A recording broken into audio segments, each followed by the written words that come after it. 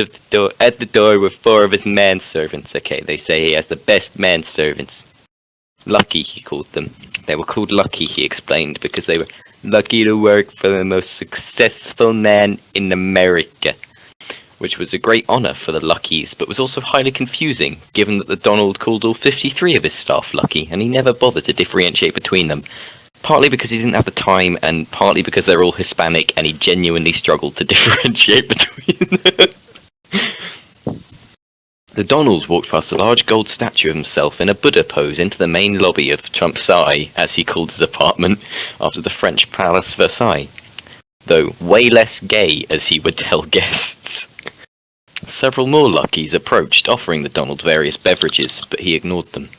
Or in the case of one unfortunate Lucky who happened to present a goblet of pomegranate juice, the glass in the tray was slapped to the ground. "You idiot!" I can't do that. "You idiot!" Trump yelled. "Look what you..." Oh no, it should be in quotation marks. "Look what you did!" And kicked the Lucky as he bent down to retrieve the goblet. "Where the fuck do I have to go to get some decent help? China? Do I have to go to China?" Stalking through his bedroom, the Donald walked. This is so badly written. I mean, I don't know what I expected from Trump fanfiction, but... Stalking through to his bedroom, the Donald walked into his bedroom. There was a large portrait of Donald on each wall. Above the bed, Donald was Alexander the Great. On the western wall, above a 10 by 10 meter television, was a portrait of Donald as all 4 heads of Mount Rushmore. Trump glanced briefly around, ensuring none of the Luckies were cleaning his bedroom, and approached a bust of himself as the Roman Emperor Nero. Trump had chosen Emperor Nero because he got things done, and liked classical music. But now was no time for history lessons. He was about to leave the Republican debate, and he needed some relief. There was now talk that the debate could dislodge him as the Republic frontrunner, but Donald knew deep down in his heart that no one could replace him. He was unique, original, the one and only Trump. Donald reached behind the bust and pushed a small button. Immediately, a panel behind the bust opened, and Donald stepped through. He walked in through a narrow corridor into his Trump relaxation room. The room was as large as most New York apartments. The room had padding on the ground and benches on the side, and there it was, standing in the center. Donald stood for a moment, admiring it.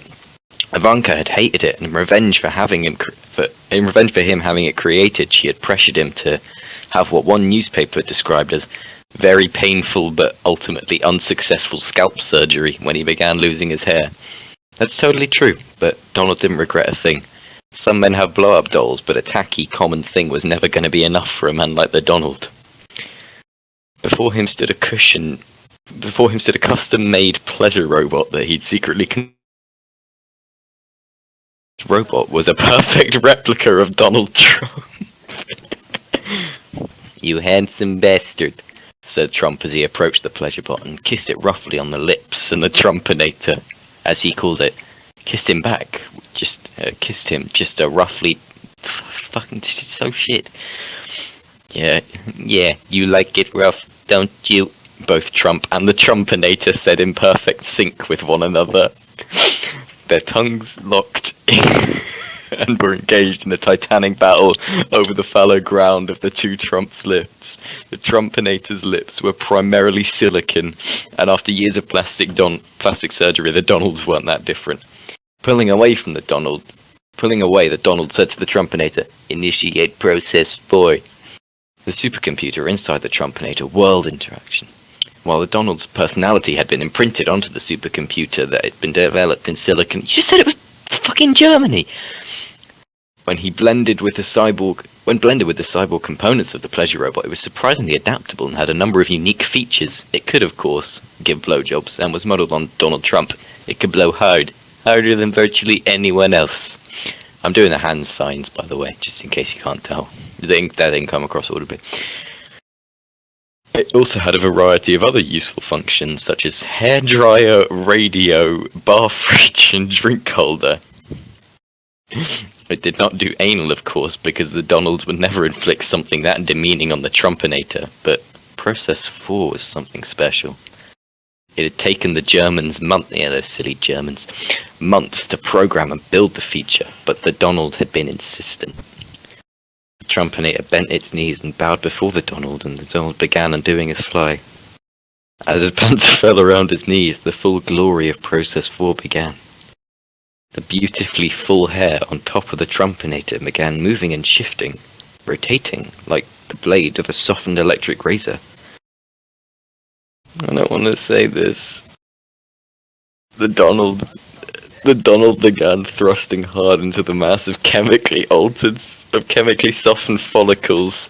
They had been carefully designed based on Donald Buffon, as it had been in the 70s. The hair wrapped itself around his hardened phallus. It was like an octopus consuming a shrimp. Donald came extremely quickly, as he almost always did. They keep spelling Ivanka wrong, they leave out the K.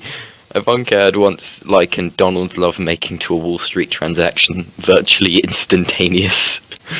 The Donald said, "Initiate cleaning and donation," and a small plastic jar emerged from the side of the Trumpinator's head, and the hair was drained directly into the jar. A sample would be sent to a the sample would be sent directly to a sperm bank in India as a form of charitable donation. The Donald knew it was generous, but his accountant assured him that it was a great deductible. Trump zipped up his fly. "See you later, beautiful. I gotta run." "Wait one moment." The Donald looked at the Trumpinator strangely. It was the first time the pleasure bot had responded without being prompted. "Stop being weird, or I'll be sent back to the lab. You know what those Germans are like," the Donald yelled. The Trumpinator stepped forward, opened its eyes wide, and said, "I love you." The Donald's face softened. "Get in line," he laughed loudly. The Trumpinator stepped forward and punched the Donald hard in the face. The Donald flew back into one of those back walls of the pleasure room and crumpled in a heap on the ground. Walking over to the prone Donald, the pleasure bot leaned in and said, "You're fired." As it walked from the room, the Trumpinator checked his hair in the mirror. Sure, someone had just ejaculated into it, but strangely it looked a little better than usual. As the Trumpinator sat in the helicopter on the way to the Republican debate, it looked over New York and muttered to itself, "Soon, you will all be fired." Why does this exist? Why is that? Yeah, why is that a thing that...